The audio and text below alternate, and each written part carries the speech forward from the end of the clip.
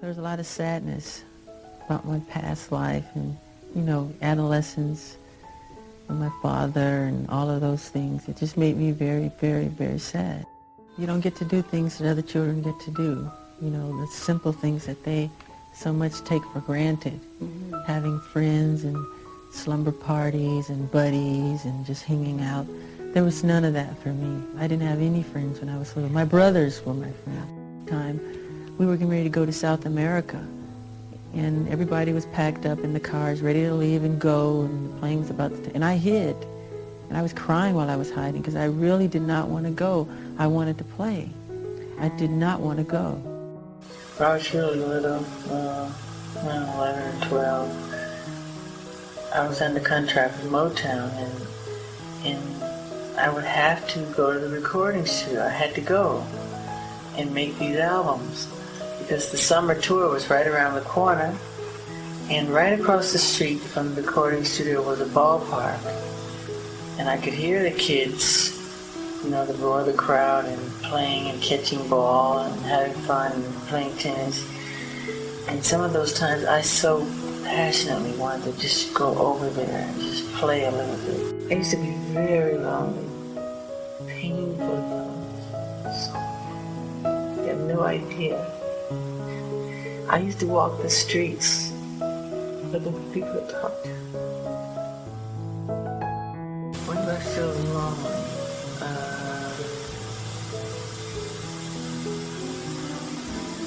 I can be, usually in hotels when there's thousands of friends chanting, you're out in the street, using sleeping bags, and they're chanting how much they love you and everything, and you can't get out, you feel trapped inside, and you just cry, you feel lonely, And there's all that love out there, but still you really do feel trapped and lonely, that you can't get out.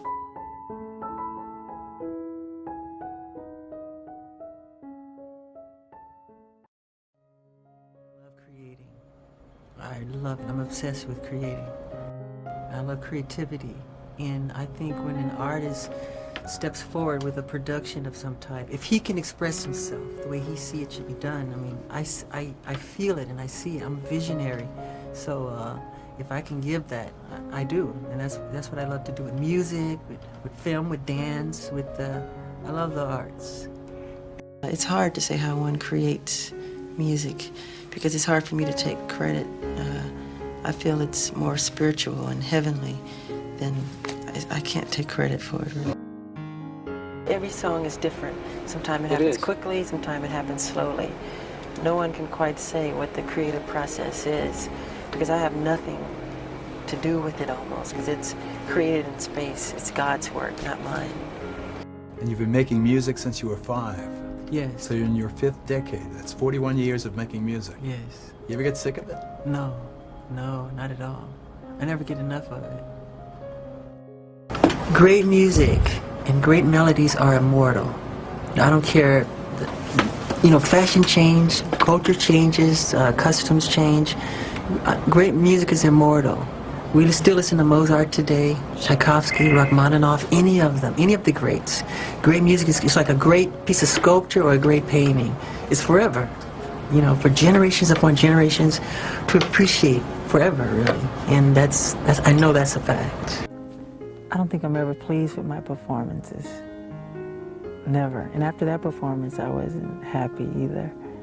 I wanted to do the 5 spins, then go on the toes and freeze there and just hold it and stay there, and I didn't, but they didn't know.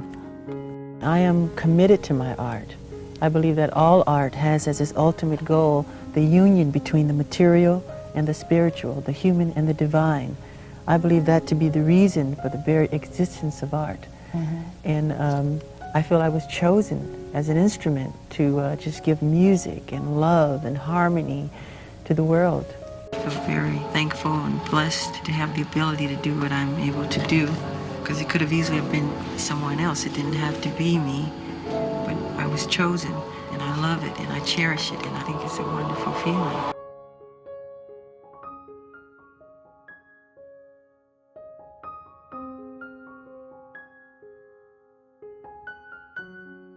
The world over 8 times around the world, and I go to I do as many hospitals and orphanages as I do concerts. But of course, it's not covered. That's not why I do it for coverage. I do it because it's from my heart. I love to do things for children, and I try to imitate Jesus in the fact that he said to be like children, to love children, to be as pure as children are.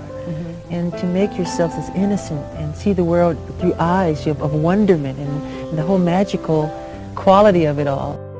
What I usually do on my off days, I do as many hospitals as I do concerts. I do as many orphanages as I do concerts. But because it's good news, the press don't cover it. They want bad news. But I do it from my heart. I don't do it to wave a flag and say, look at me. We bring bags of toys and posters and albums, and you should see how it transforms these kids. They jump up and down, and they're so happy. Is it your own fatherhood that motivates that? Caring and reading the Bible, learning about God, Jesus, love. Jesus said, bring on the children, imitate children, be like little children, and to take care of others, to take care of old people. And we were raised with those values. Those are very important values, and my family and I, we were raised with those values, and they continue strong in us today. That's what God gave us talent for, to give and to help people and to give back. Being able to give back, and to help people, Heal the World Foundation, which I formed, which helps children and healing in the world. We're doing Heal LA, which is, we have 3 goals in mind: the immunization of children, mentoring a Big Sister, Big Brother program, and education on drug abuse.